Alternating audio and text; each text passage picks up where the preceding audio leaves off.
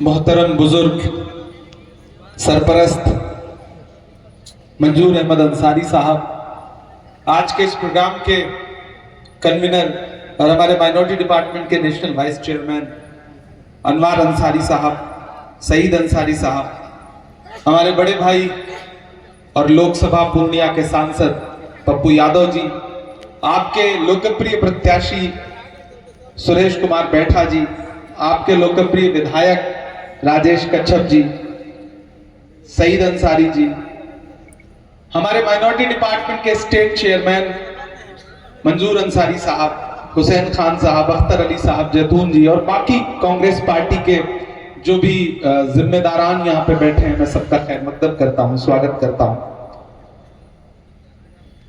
बड़ी तादाद में आप इस देर शाम यहाँ पे मौजूद हैं।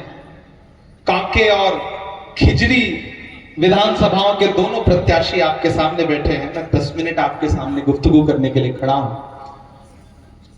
जब अहले खिरत की बातों पर कुछ जाहिल शोर मचाते हैं, जब अहले खिरत की बातों पर कुछ जाहिल शोर मचाते हैं, जब बुलबुल हो तस्वीरें चमन और कौवे गीत सुनाते हो, जब चिड़ियों के इन घोंसलों में कुछ सांप उतारे जाते हो, जब माली अपने गुलशन में खुद हाथ से आग लगाते हो, इस हाल में हम दीवानों से तुम कहते हो खामोश रहो। हम बोलेंगे, हम लोग अनल हक बोलेंगे। आने वाली 13 तारीख को आपको एक विधानसभा का फैसला करना है कांके का, और आने वाली 20 तारीख को आपको खिजरी विधानसभा का फैसला करना है। पप्पू जी बोल रहे थे, बहुत जरूरी बातें उन्होंने आपके सामने रखी। मैं कुछ और बातें आपके सामने रखने की कोशिश करता हूं। इरबा वालों, अगर आपको यह लगता है कि इलेक्शन सिर्फ एक विधानसभा का चुनाव है तो आप गलतफहमी के शिकार हैं। महज कुछ महीने पहले याद करिए वो दिन जब भारतीय जनता पार्टी का एक एक नेता, चाहे वो अनंत हेगड़े हो या लल्लू सिंह हो या अरुण गोविल हो, एक नारा लगा रहे थे कि हमें बहुमत दीजिए क्योंकि हमें संविधान बदलना है। वो संविधान, वो आईन जिसे हमारे पुरखों ने अपने खून से लिखा, पसीने से लिखा।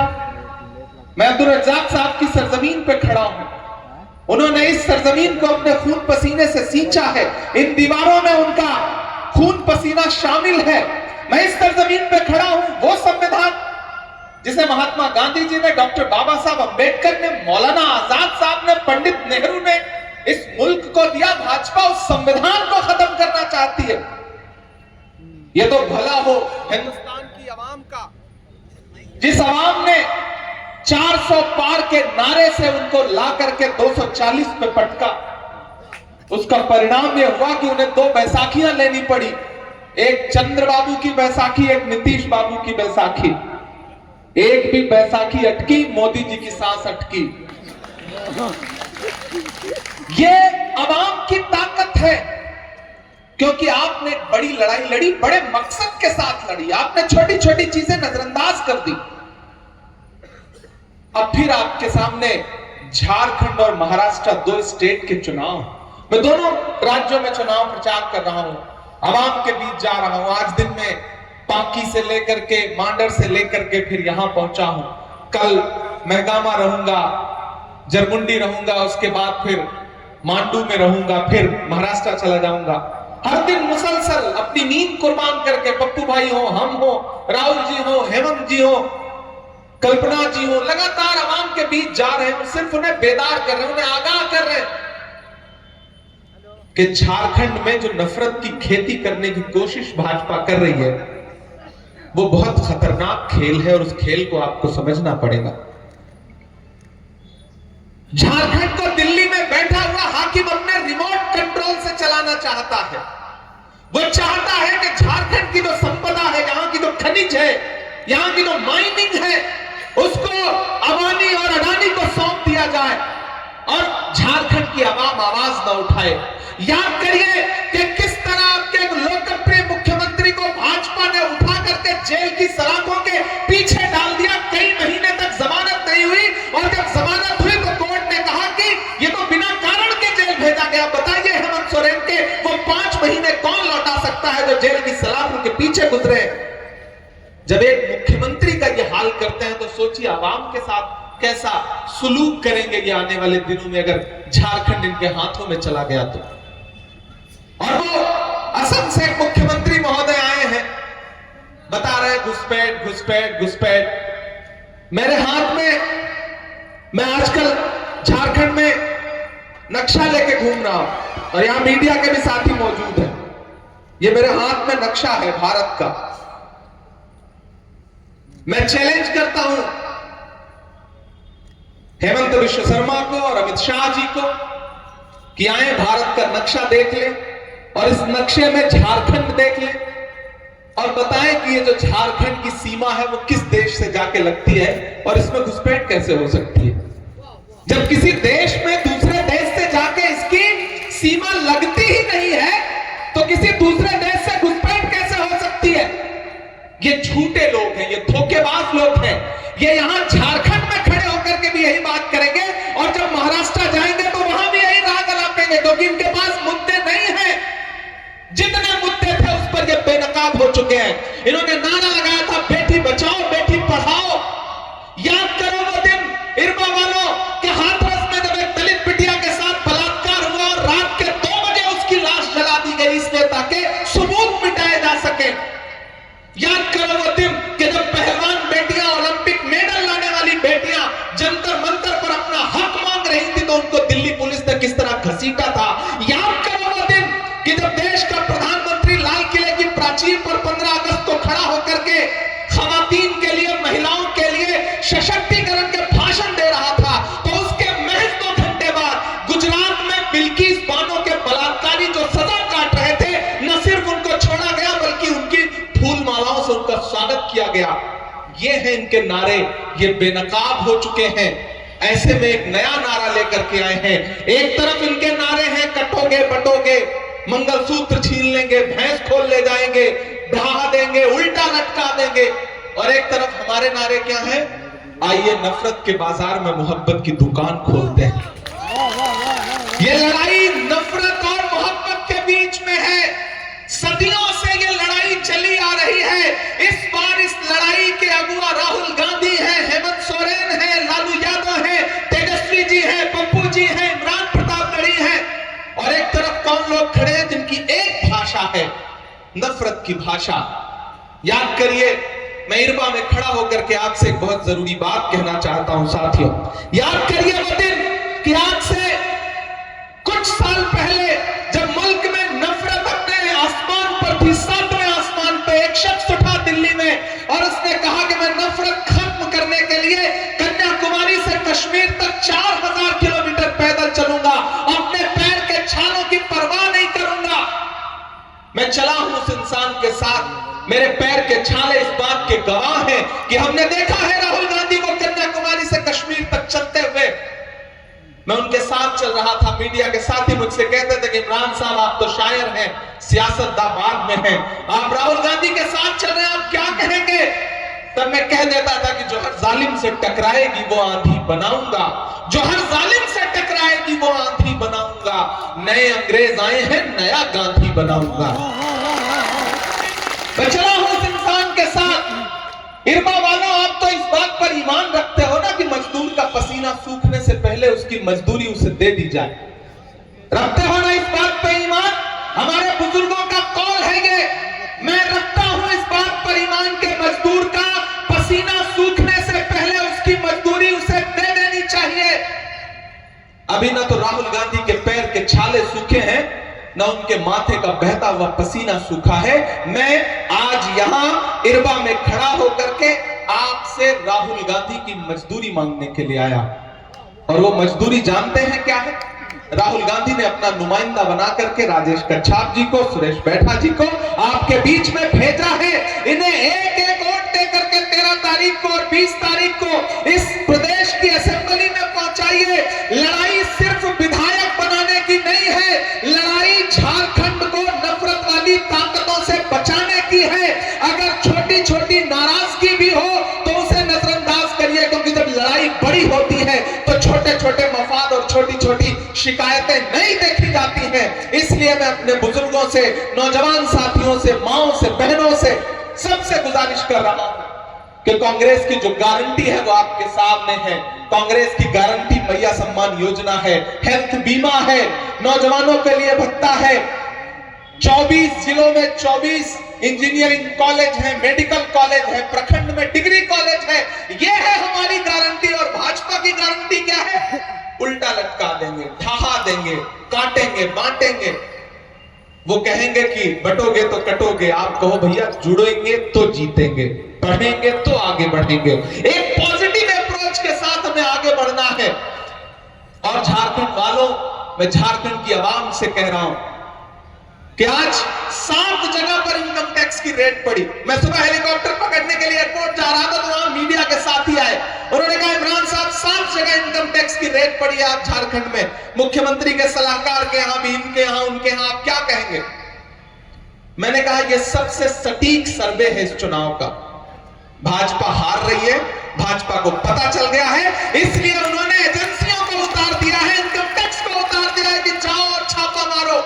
जब योगी आदित्यनाथ जी के भाषण विफल हो गए, जब हेमंत विश्व शर्मा की नफरत वाली बातें फेल हो गई, जब गृह मंत्री जी के घुसपैठ और ये पैठ वो पैठ सब बेकार हो गए ये नारे, तब उनको लगा कि अब ये सारे तीर काम नहीं कर रहे हैं, तो चलो एक काम करो, एजेंसियों को उतार दो।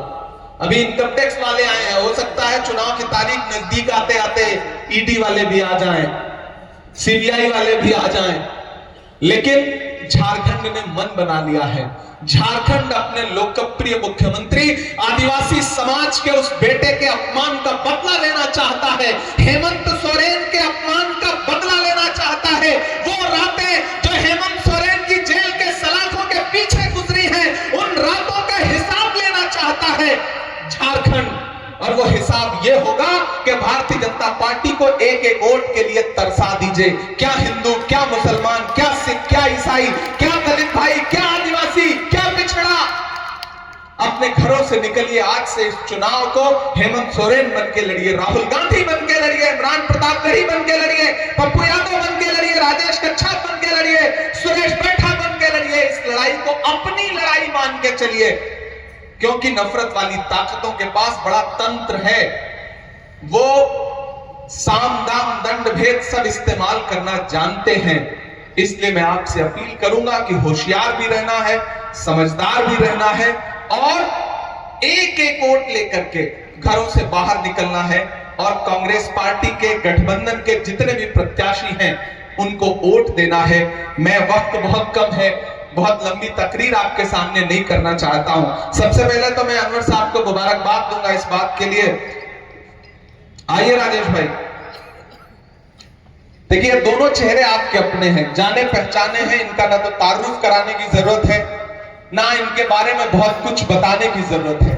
बस आपसे यह कहना है कि आप जब 13 तारीख को और 20 तारीख को दोनों लोगों का 2 नंबर पे है ना, बस दोनों का 2 नंबर पे है, और दोनों के लिए 2 दिन निकलिए और जाइए और हाथ के पंजे के सामने वाला बटन दबाइए, और जो पूरे देश से नफरत के 2 नंबरी लोग यहां घूम रहे हैं ना, उनको बाहर निकाल फेंकिए। यह चुनाव इस बात का चुनाव है कि देश तानाशाही से चलेगा या डॉक्टर बाबा साहब अंबेडकर के संविधान से चलेगा। यह चुनाव इस बात का चुनाव है। तो मैं आप दोनों साथियों से आप ये भी कहूंगा कि ये सारे लोग आपको जानते पहचानते हैं, आपने इनकी सेवाएं भी की हैं। राजेश भाई ने बतौर विधायक आपकी सेवा की है, सुरेश जी ने आपके बीच में एक समाज सेवी की हैसियत से, एक राजनेता की हैसियत से आपकी खिदमत की है, और ये हिंदुस्तान के आईन में यकीन रखने वाले लोग हैं। तभी मंजूर अहमद अंसारी साहब बोल रहे थे और हमें हमारी जिम्मेदारियों का एहसास दिला रहे थे।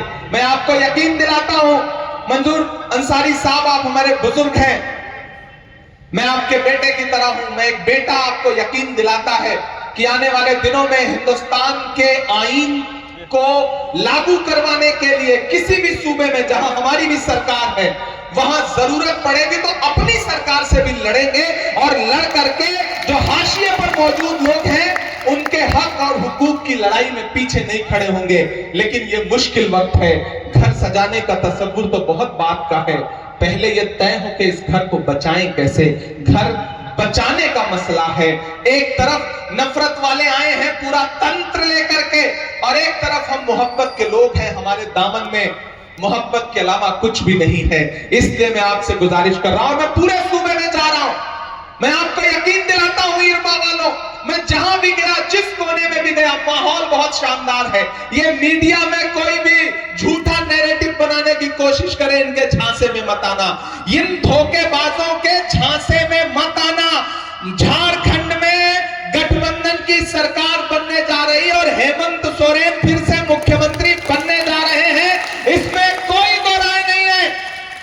लेकिन मैं चाहता हूं कि जब झारखंड में सरकार बने तो हेमंत सोरेन जब सीएम पद की शपथ ले रहे हो और शपथ लेकर के जब उतर के खड़े हो तो उनके एक तरफ सुरेश बैठा साहब खड़े हो और एक तरफ राजेश कच्छाप जी खड़े हो, उनको लगे कि अगर झारखंड में सरकार बनी है तो इरबा मैदान का ये जो प्रोग्राम था, इस प्रोग्राम का उस सरकार में बहुत बड़ा अहम हिस्सा है। मैं ये आपसे अपील करने के लिए बहुत दूर से चल करके आया हूं। दोस्तों, मैं ज्यादा कुछ आपसे गुफ्तगू नहीं करूंगा, आखिर में आपको एक नज्म सुना दूंगा, वरना जिन साथी ने कहा था उनका हुक्म अधूरा रह जाएगा। अब आप बैठ ले, मैं नज्म सुना देता हूं। अब सियासत वाला काम खत्म हुआ, अब शायरी वाला काम शुरू हो रहा है ना, तो फिर सियासत वालों को बिठा दिया जाए। जी, मैं देश की पार्लियामेंट में हूं पिछले 2 साल से, और मेरा खुदा गवाह है कि एक भी लम्हा ऐसा नहीं है जब मुझे बोलने का मौका मिला हो, जब खड़े होने का मौका मिला हो तो मैंने आपके हुकूक और आपकी आवाज ना उठाई हो। मैं एक नज़्म आपको सुनाता हूं कि जख्म पर जख्म खा के निकले हैं। अभी पिछले दिनों पार्लियामेंट में एक साथ 146 एमपी सस्पेंड कर दिए गए। हम सारे लोग सस्पेंड हुए, पप्पू भाई भी हुए थे, हम भी सस्पेंड हुए। 146 एमपी जब सस्पेंड हुए और बाहर निकले तो मीडिया के साथियों ने कहा कि हो गए सस्पेंड, तंज किया। तो हमने पलट के मुस्कुराते हुए जवाब दिया कि जिस दौर में जीना मुश्किल हो उस दौर में जीना लाजिम है। अगर आज सस्पेंड होकर बाहर ना लिखता तो मुझे लगता कि मेरा नाम बहादुरों में नहीं बल्कि बुज़दिलों में लिखा गया है। मुझे खुशी है कि मैं सस्पेंड होकर के निकला हूं। आप अंदर आवाज दबा सकते हैं, माइक बंद कर सकते हैं, सस्पेंड कर सकते हैं, लेकिन हमारे इस तेवर को कैसे रोक सकते हैं कि जख्म पर जख्म खा के निकले हैं, हाँ मगर मुस्कुरा के निकले हैं। सर झुकाने का हुक्म जब आया, सर झुकाने का हुक्म जब आया, और भी सर उठा के निकले हैं। नारे हक लगा के निकले हैं, नारे हक लगा के निकले हैं। हर सितम का जवाब आएगा। ठंड तो नहीं लग रही है, थक तो नहीं गए? मुझे लगना चाहिए कि मैं जिस सरजमीन पे खड़ा हूं वहां बहादुर लोग, जिंदा दिल लोग खड़े। मैं पढ़ता हूं ये मिसरे कि हर सितम का जवाब आएगा, देखना इनकलाब आएगा। हर सितम का जवाब आएगा, देखना इनकलाब आएगा। अच्छे दिन का किए थे जो वादा, तैयार रहना अगली लाइन पे। अच्छे दिन का किए थे जो वादा, उनका दिन भी खराब आएगा, उनका दिन भी खराब आएगा। झूठ के हाकिमों के चेहरे पर आईना हम दिखा के निकले हैं, नारे हक लगा के निकले हैं। पूरे देश में खड़ा होकर के, और 2014 का नारा याद है, बहुत हुई महंगाई की मार अब की बार मोदी सरकार। भाइयों बहनों, देश के खजाने की चाबी सौंप दो, मैं देश नहीं लुटने दूंगा, चौकीदारी करूंगा। अब तो मैं पार्लियामेंट में खड़ा होकर उनसे पूछता हूं कि कहां सोया है चौकीदार, कहां सोया है चौकीदार। उधर जो लोग खड़े हैं बिल्कुल हाथ बांध के ऐसे खड़े हैं जैसे किसी सियासी जलसे में नहीं बल्कि किसी की मैयत में आए हो। भाई लगना चाहिए कि जिंदा दिल लोग हैं, खुश दिल लोग हैं, पूरे होशो हवास में पूरे जज्बे के साथ खड़े। मैं पढ़ता हूं कि कहां सोया है चौकीदार, सोया है चौकीदार। विजय माल्या नाक के नीचे से हो गया फरार। कहाँ सोया है चौकीदार, कहाँ सोया है चौकीदार। के चाय चाय का नाम आते ही इतने समझदार लोग हैं झारखंड के कि चाय का नाम ले लीजिए, इनके सामने चाय का गिलास मत रखिए, लेकिन इनको स्वाद आ जाता है सिर्फ नाम लेने से। ये समझदार लोगों का सूबा है। मैं सलाम करता हूं इन सारे लोगों को, इनकी समझ को। कि चाय बेचने वाला पूरा भारत बेच रहा है। बेच रहा है कि नहीं बेच रहा है? एक दिन पार्लियामेंट में खड़े होकर प्रधानमंत्री जी भाषण दे रहे थे, बोले बताओ कांग्रेस वालों 70 साल में क्या बनाया। मैं इधर से खड़ा हो गया कि बताना शुरू करूं, तब तक मल्लिकार्जुन खड़गे जी आगे बैठे थे, बोले इमरान मत बताना, जो बताओगे ये उसको भी बेच देंगे, इनका काम सिर्फ बेचने का है, मत बताना। कि चाय बेचने वाला पूरा भारत बेच रहा है, इसी काम में हासिल उसे महारत बेच रहा है। कि रेल बिक गई, तेल बिक गया, बिका हवाई अड्डा। अगली लाइन में एक नाम आएगा, आपकी समझदारी का इम्तिहान है उस लाइन पे। अगर लगे कि आप समझ गए हैं तो आपकी तालियों का शोर न सिर्फ रांची में रहना चाहिए बल्कि दिल्ली तक जाना चाहिए। मैं पढ़ता हूं ये मिसरे कि चाय बेचने वाला पूरा भारत बेच रहा है, इसी काम में हासिल उसे महारत बेच रहा है। कि रेल बिक गई, तेल बिक गया, बिका हवाई अड्डा, सब कुछ बिकता देख के खुश हैं अपने जेपी नड्डा। कि जनता महंगाई की मारी, जनता महंगाई की मारी करती हाहाकार। कहाँ सोया है चौकीदार, कहाँ सोया है चौकीदार। ये इरबा है, इरबा से जो आवाज उठती है वो पूरे झारखंड में आवाम का रुख तय करती है। इसलिए भी मैं एक बात बहुत संजीदगी से कहना चाहता हूं। हो सकता है गठबंधन सरकार से, पार्टी से किसी मसले पर इख्तिलाफ हो, कोई वायदा पूरा ना हुआ हो, कोई बात बाकी रह गई हो, लेकिन इसका मतलब यह नहीं कि कमान जो है वो ले जाकर के दुश्मनों की गोद में रख दी जाए। अपनों से नाराजगी जायज है तो शिकायत दर्ज भी करिए, हम सब सुनेंगे भी, लेकिन इसका यह मतलब नहीं कि आप जो है भाजपा को फायदा पहुंचाने लग जाइए। पूरे सूबे की आवाम से मैं इरबा में खड़ा होकर यह बात कह रहा हूं कि जब जंगल में आग लगती है, बहुत संजीदगी से सुनना इरबा वालों, कि जब जंगल में आग लगती है तो न वो बरगद बचते हैं जो हवा को आंधी में तब्दील करते हैं, और न वो बांस बचते हैं जो आपसी रगड़ से चिंगारी पैदा करते हैं। इसलिए बहुत समझदारी, बहुत होशियारी, नाराजगी किनारे रखिए।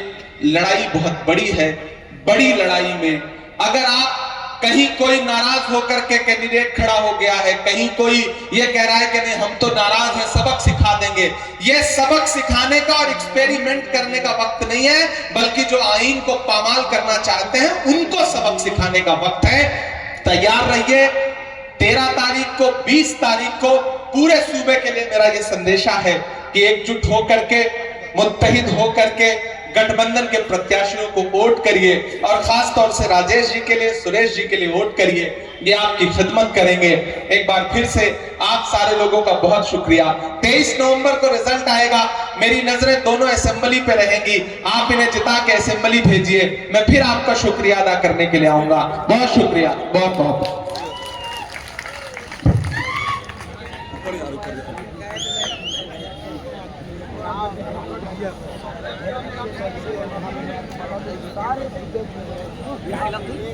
अब्दुल किधर है रे?